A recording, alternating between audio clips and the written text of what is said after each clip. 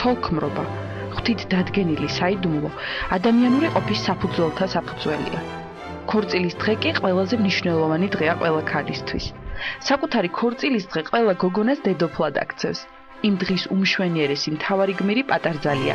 რომელსაც ყველასგან ლამაზი ვარცხნილობა, კარგი მაკიაჟი და გრანდიოზული საქორწილო კაბა გამოარჩევს. საქორწილო კაბებს თითქმის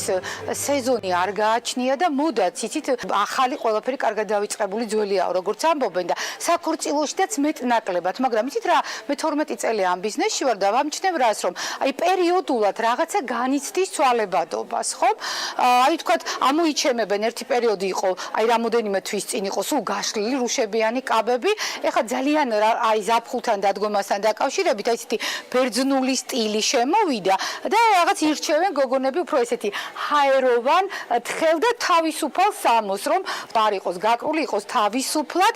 თუმცა ისინი მე მინდა რიგ შემთხვევაში გონიათ ხოლმე რომ ეს ბერძნული სტილი ფეხმძიმე გოგონებს უხდება და მე მინდა ვუთხრა და ურჩიო მათ რომ არა ეს პირიქით რაც მეტი თხელი და ნაზი და ჰაეროვანია გოგონა მით მეტად უხდება ეს სტილი საქორწინო მოდასთან დაკავშირებით დიზაინერები ერთხმად შეთანხმდნენ, რომ 2011 წელს წინა წლისგან განსხვავებით გრძელი და ბრწყინვალე კაბები იქნებოდა მოდაში. სწორედ საქორწილო კაბების სალონში გთავაზობთ პატარა ექსკურს ჩვენს სიუჟეტში.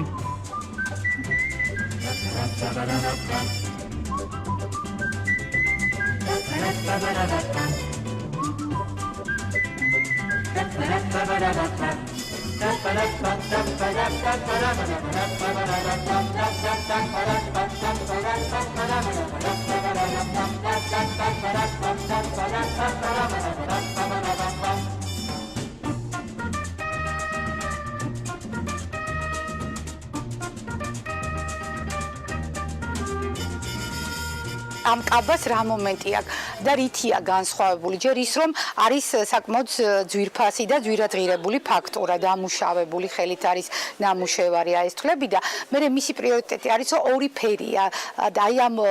მუქი შედარებით სპილოზულის ფერთან ეს კაპუჩინოს ფერის